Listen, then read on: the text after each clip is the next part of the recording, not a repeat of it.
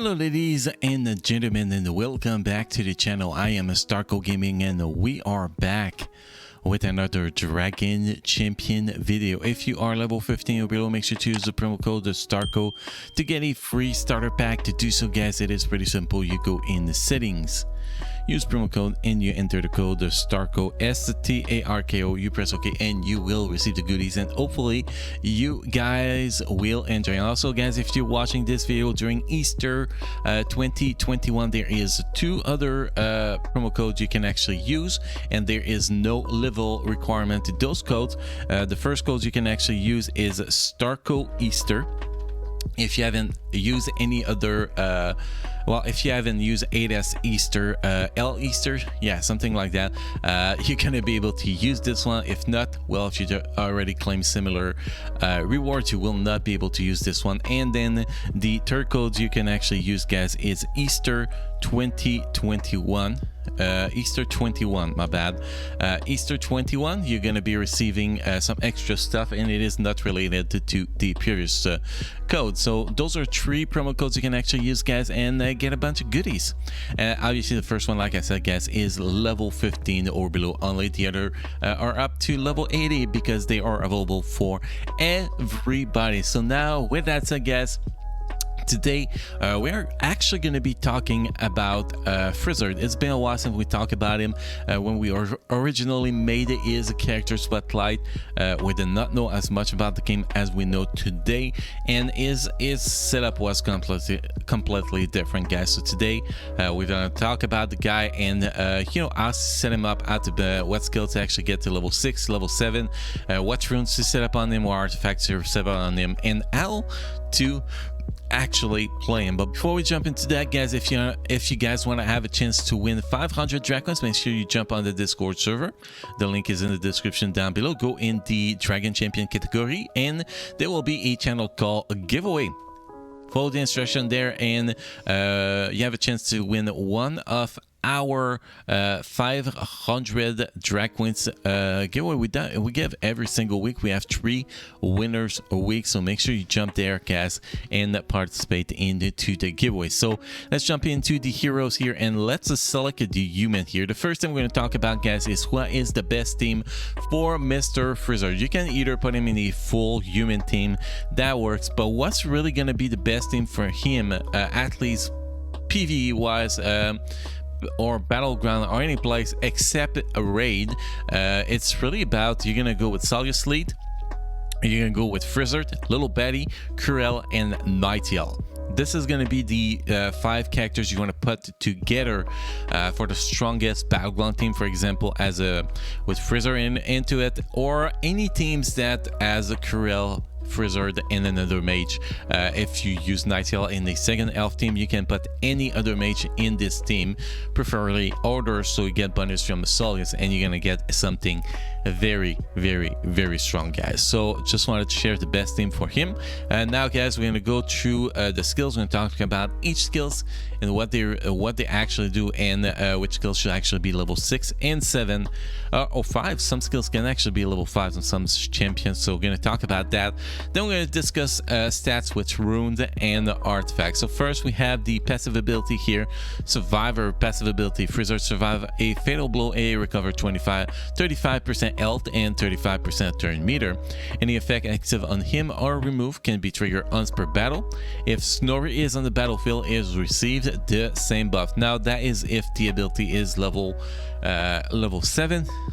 If you get the ability at level 6, you lose 10% HP when you actually revive, and you lose the 35% turn meter, although it's not that great. So and you can see it's only 5% HP difference between level 5 and level 6. So if you're not getting this ability to level 7, which it's really not a top priority, guys, by the way, my recommendation will actually be to get this ability to level 5. I think level 5 is good enough. You receive 20% HP instead of dying, and I think that's good enough in my opinion. I don't think that an extra 5%, an extra 15% will actually make a huge difference. And 35% turn meter, it's not that great. Now, if we actually had access to the level 8 ability, 50% HP and 50% turn meter, that will be a total different story, but we do not have access to it. So level 5, my recommendation, level 7 if you really want to do it.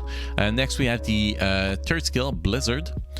Deal 260% magic damage to all enemies and decrease their turn meter by 25%. That is if the ability is to level 7.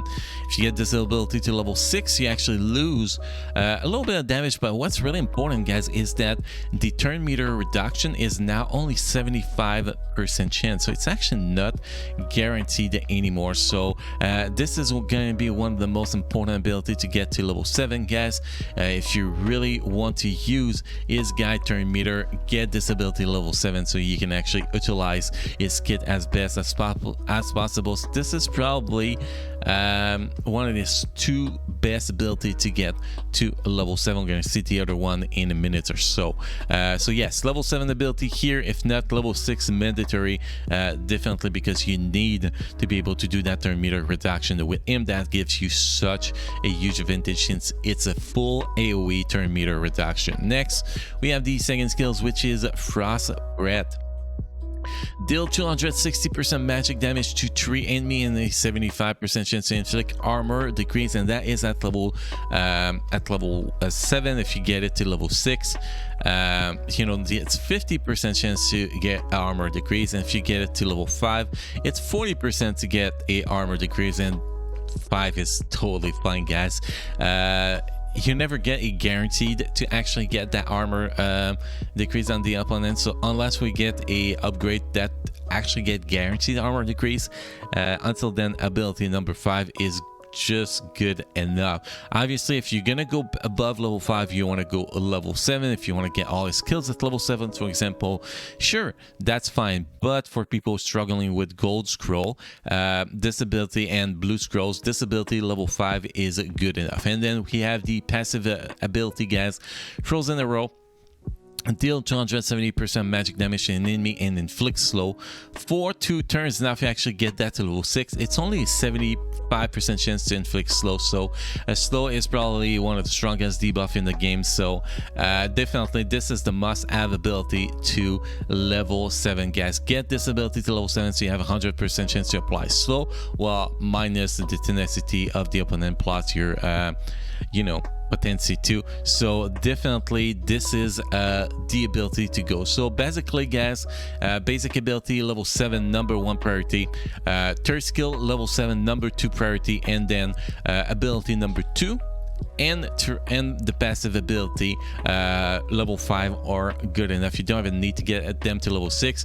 Sure, if you get them to level 6 is a little bit better, but yeah, doesn't matter that much. Now, how do you play this guy, guys?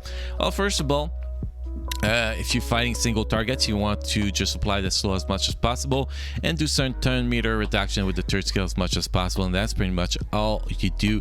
Keep that slow up and do turn meter reduction. Now if you're fighting AoE, your turn meter reduction is going to take priority, so you get attack less, and you do quite a good amount of damage with that AoE too. Then you want to slow the target that annoys you the most, or you can target at that moment with that basic ability when your turn meter reduction is actually on cooldown. That's pretty much all you play him, and you kind of feel with the second skills, when you know you're slow, it's not gonna be running out until you can actually use the basic ability again, and that's your third skill is on cooldown. Pretty much that is the only moment you're actually going to be using that second skill. So hopefully that clear up a little bit how to play him. Next, guys, I'm going to be talking stats and the runes, so let's jump into the runes here. So this guy, what's really important on this guy, guys, it's speed and potency. The rest does not really matter. He's not really there to do damage in most cases. He's usually there to turn meter reduction and slow, and that is pretty much his job that he needs to do. So you want to slow, you want as much speed and potency as possible to make that happen. So we went with 2 potency runes and 4 speed runes to get the best possible stats here.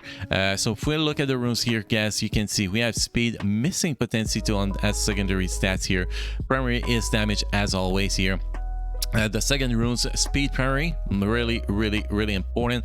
Now technically I should have potency as secondary stats on this rune, but yeah, it's hard to get good runes these days. Third runes here we have armor primary. I think it's pretty much the only choice on this one, armor or HP, whatever. Does not really matter. What you want here is much speed as possible and as much potency as possible, and you can see here I'm missing a lot of secondary potency, obviously. Then you have the bottom runes. Bottom rune actually went with shield because it increased my survivability. I don't actually care about the damage from these characters, but if you do care about the damage of these characters, you can either go with critical chance increase or you can go with damage percentage increase. And as secondary stats, you're gonna have some speed and potency if you can. Bottom left runes, you want shield primary, guys. And then here you can see finally a good runes as secondary stats. We have some speed, potency, and the critical chance, which is actually pretty solid. And then the last runes, you want a potency primary to get as much potency as possible. And technically you actually want to have some speed as secondary, which I do not have, but we still have a great amount of speed in the other secondary, so we were able to go with this rune at that point. Although, let's see, maybe we have something better. No, we do not have something better. Okay, so now if we actually take a look at the stats here, guys, you're gonna see potency is above 100%, which is what you want to have. The higher the potency, the better. If we have a few more potency secondary stats, probably couldn't make it to about 115%, which it's better. The more the merrier, guys. It's really because when you're gonna start hitting tier 9 raid, 100% potency is maybe not enough in some situation. A lot of RNG involved, so you want to get that as close as possible, 120% if you can, but 100% is still pretty damn solid. And then speed, we have 200 to 30 speed. My recommendation is to get this guy above 225 speed. That'll be my recommendation, but anything above 200 is pretty solid. Now we actually take a look at the artifact, guys. Artifact you want to go is potency artifact. Obviously you want to get as much potency as possible from this one. By the way, guys, any grade of potency artifact will get 9% potency at 3 stars, 18% potency at 4 star, and 36% potency at 5 stars. The objective is to get them to 5 stars. Even if it's a gray artifact, it's still gonna get the job done, guys. All you gotta get it is the star level. That is really what matters on this artifact, and the other stats on the artifact don't matter. If I could actually go auto if I could go with potency percentage and HP percentage or shield percentage, that will be a huge plus because that will increase the survivability of my Freezard a lot, so that will be recommended. But anything with potency is going to get the job done. So he's really easy character to understand, guys. Build with potency, speed, and then get those ability that will do slow and turn meter reduction to level 7, and that is pretty much all you care about, guys. So hopefully this video will help you in building your Freezard, guys. By the way, guys, don't forget that you can have access to all my guide and tier lists on the Discord server. Again, the Discord server link is in the description down below, and all you gotta do is go in the Dragon Champion section and press the guide channel. You're gonna have access to my tier list there, and if you want to find any spotlight video, they are accessible through that tier list at the end of each character line, guys. So hopefully this video will help you guys. Hopefully you guys will keep enjoying playing Dragon Champion, and I'll see you guys again in the next video. Thank you.